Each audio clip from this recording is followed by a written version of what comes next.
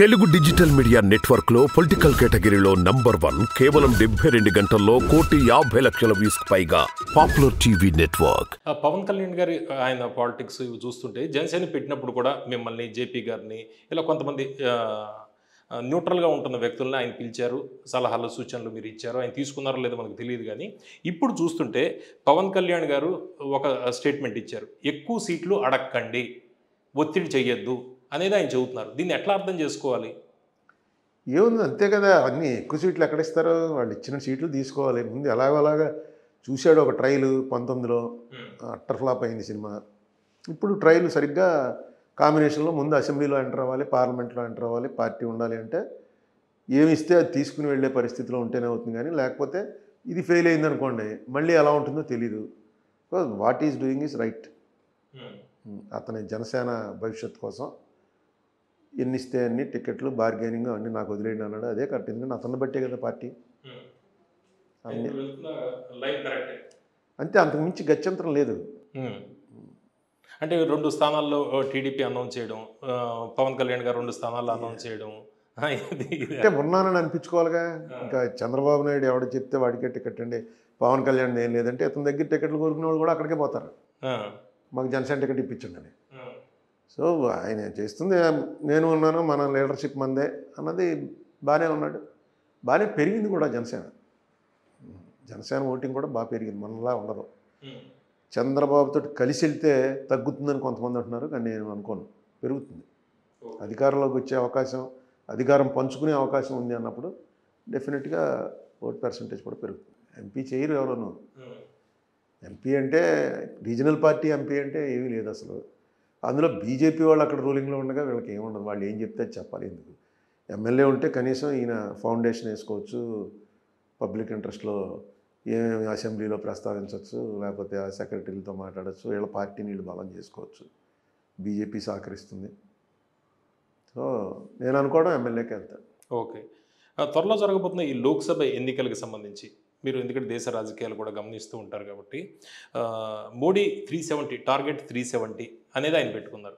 కొన్ని సర్వేలు కూడా మళ్ళీ బీజేపీనే అధికారంలోకి రావచ్చు అనేది. మీకు చూస్తుంటే ఏమనిపిస్తుంది? నేను కూడా అదేగా చూస్తాను, మీరు చూసే నేను పేపర్లో చూడటమే. అదే మొన్న రామ ఆలయ నిర్మాణం అనేది అసలు అది పెద్ద కాంట్రవర్సీ. ఏమి ఎవ్వరూ మాట్లాడాల. డైరెక్ట్గా శంకరాచార్య అని, నువ్వెవడోయే, నీకేంటి సంబంధం హిందూ మతంతో అని బీజేపీ మంత్రి అడిగితే ఎవ్వరం మాట్లాడలే. మనందరం హిందూ మతమే, శంకరాచార్య అనేవాడు 5 చోట్ల స్థాపించాడని, వాళ్ళే హిందూ ధర్మ పరిరక్షణ చేస్తారని మనం నమ్ముతాం. ఆ పూరి కానీ ఉన్నాయి 5 మనకి ఇక్కడ, శృంగేరి. వాళ్ళు చెప్పింది, వాళ్ళు శంకరాచార్య వచ్చాడంటే వెళ్ళి కాళ్ళకి నమస్కారం పెడతాం, వాళ్ళ అమ్మ నాన్న కూడా నమస్కారం పెడతారు. ఎందుకంటే అయిపోయింది, ఆయన ఆల్మోస్ట్ దేవుడికి ప్రవక్త కింద అయిపోయాడని. వాళ్ళని కూడా అలాగే సెలెక్ట్ చేస్తారు చాలా స్ట్రిక్ట్గా. అటువంటిది వాళ్ళు ధ్వజస్తంభం పెట్టకుండా ప్రాణప్రతిష్ఠ జరగకూడదు, ఇది ఆచార్య విరుద్ధం. నిజంగా ధ్వజస్తంభం పెట్టేయచ్చు, 2 రోజులు మార్చి, శంకరాచార్య మాట అంగీకరించేవాళ్ళు. పెట్టలే, నువ్వెవడో అసలు చెప్పడానికి అన్నారు. అంటే దానికి వెంటనే హిందూ మతంలో శంకరాచార్యుని కన్నా మోడీ గారే గొప్పవాడు అనేటువంటిది ఒకటి ఏర్పడిపోయింది. ఏర్పడిన తర్వాత ఏమో దాని ఫలితం రేపు 370 వస్తాయో 470 వస్తాయో. ఎందుకంటే హిందువులంతా ఎక్కువ మంది ఉన్న దేశం కదా ఇది. మనకి శంకరాచార్యులు, ఈ స్వామిలు, ఆచార్యులు వీళ్ళెవరో కాదురా, మనకి మోడీయే.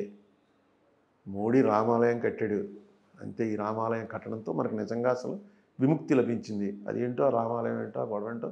మరి నేను హిందువునే, నేను అయ్యప్ప స్వామి దీక్షకి వెళ్ళాను, చాలాసార్లు వెళ్ళాను నల్లబట్టలు వేసుకుని. షిరిడి వెళ్తూ ఉంటాను, తిరుపతి ఎన్నిసార్లు వెళ్ళానో గుర్తులేదు, అన్నవరం దీక్ష చేసి వెళ్ళాను, శబరిమల 7-8 సార్లు. మరి నాకు తెలిసిన హిందూ మతం మరి ఇదేం కాదు. ఇది వీళ్ళు చెప్తున్న హిందూ మతం కాదు. వీళ్ళు చెప్పే మతం మరి అది వేరు. ఆ మతం మారుతుందేమో, మారుతూ ఉంటాయి. ఆ మతం మారుతుందేమో చూడాలి. మరి ఈయన మారుస్తున్నాడు ఇప్పుడు. ఈ శంకరాచార్యులు ఇదంతా తప్పు, వాళ్ళు ముహూర్తాలు పెట్టడం ఏంటి? అధికారంలో ఉన్నవాడే, పూర్వం ఉండేది అలాగా, రాజే దేవుడని. మనుధర్మశాస్త్రాలు ఇవన్నీ ఉన్నాయి, వాళ్ళు రాజులు. అదే అవన్నీ వాళ్ళు రాజులు చెప్పిందే ధర్మం. రాజు చెప్పాడు కాబట్టి ధర్మం అంతే, రాజు అతీతుడు అనే ఫీలింగ్ అలా తీసుకురావడానికి ప్రయత్నం చేస్తున్నారేమో అనిపిస్తుంది. కానీ అప్పట్లో ఏముండేదంటే రాజుకి వాడు అన్నిటికీ అతీతుడైనా వాడికి ఒక రాజగురువు ఉండేవాడు, వాడు మహాపండితుడై ఉండేవాడు.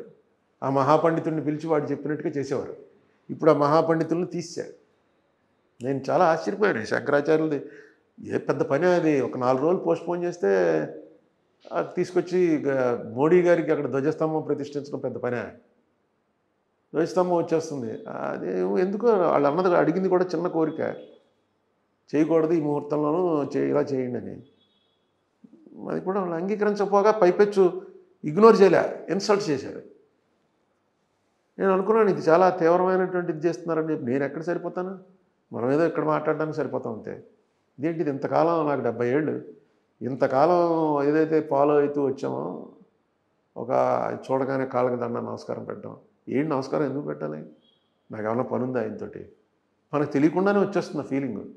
శంకరాచార్య వచ్చాడు అనగానే కాళ్ళకి నమస్కారం పెడతాం. వాళ్ళు కూడా ఒరే, నేను చెక్కమంగళూరు ఎలక్షన్కి వెళ్ళాను 78లో. ఆయన కాళ్ళకి నమస్కారం పెట్టగానే యారా ఏ ఊరు నీది అన్నాడు. అంటే నాకు ఇదేంటి ఒరే అంటున్నాడంటే, అప్పుడు మా అమ్మ కూడా వచ్చింది నాతో. మా అమ్మ చెప్పింది వాళ్ళు అలాగే అంటారు. మేము మాట్లాడుకున్నా, నాకు కోపం వచ్చింది, చిన్న కుర్రాడిని, ఏంటిది డైరెక్ట్గా ఒరే ఒరే అంటున్నాడు ఏంటని. తర్వాత ఏంటంటే అతను అతీతుడు. ఈ చిన్నప్పటి నుంచి ఆ వేదాలు ఉపనిషత్తులు నేర్పుకుంటూ ట్రైనింగ్ ఇచ్చుకుంటూ తీసుకొచ్చి చెప్తే వాళ్ళకి అంత, వాళ్ళతో 10 నిమిషాలు మాట్లాడితే ఇంత నాలెడ్జ్ ఉందా వీళ్ళకి అనిపిస్తుంది. ఎన్నిటి గురించి మాట్లాడగలరు వాళ్ళు. ఎప్పుడు జనాలు మీట్ అవుతూనే ఉంటారు. వాళ్ళ జీవితాలు కూడా ఎలా ఉంటాయి, 45 రోజులు ఫుడ్ తినరు, ఏవో చాతుర్మాస దీక్ష అంటారు. ఇక వాళ్ళ లైఫ్ ఏంటంటే ఇంకా అంకితం. అసలు మామూలు మనమైతే 10 రోజుల్లో పారిపోతాం. వాళ్ళని నువ్వు నిర్లక్ష్యం చేయి, పట్టించుకోక సాగుతుందండి ఇవన్నీ అని, ఏం పర్వాలేదు. అవమానించడం, నీకు what is your contribution to Hinduism అంటే ఇంకేంటి, ఇంక అసలు హిందూయిజం బేస్ వాళ్ళు ఫౌండేషన్.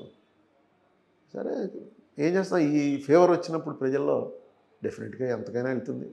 అంటే ఇప్పుడు కాంగ్రెస్ వాళ్ళు దాని ఓపెనింగ్కి వెళ్ళకపోవడం, ఇది వాళ్ళ పొరపాటుగా కనిపించదు. ఏం లేదండి, అది డైరెక్ట్గా బీజేపీ వాళ్ళ కార్యక్రమం. బీజేపీ వాళ్ళు ఆర్ఎస్ఎస్ వాళ్ళు కలిసి చేశారు. అది ప్రభుత్వ కార్యక్రమం అయితే ప్రెసిడెంట్ ఆఫ్ ఇండియా రావాలి, ప్రభుత్వ కార్యక్రమం కాదు. హిందూ మత కార్యక్రమం అయితే అక్కడ ఆచార్యులు, పూజలు, శంకరాచార్యులు వీళ్ళు ఉండాలి, వాళ్ళు ఎవరు లేరు. So it is a party, ఇది supported by Hindus, majority Hindus అని వాళ్ళు అనుకుంటున్నారు. రేపు ఎలక్షన్లో తేలుతుంది అది. నా ఉద్దేశంలో అయితే ఇది చాలా పెద్ద అపచారం. గుడి కట్టడం, ఆగమ శాస్త్రాలు అవి నాకు తెలియదు, కానీ శంకరాచార్యుల వారు చెప్పినటువంటిదే తప్పే ఉండొచ్చు. ఆయన what is your contribution to Hindutva అని ఒక ప్రశ్న నారాయణ రాణే అనే మంత్రి డైరెక్ట్గా వేసాడంటే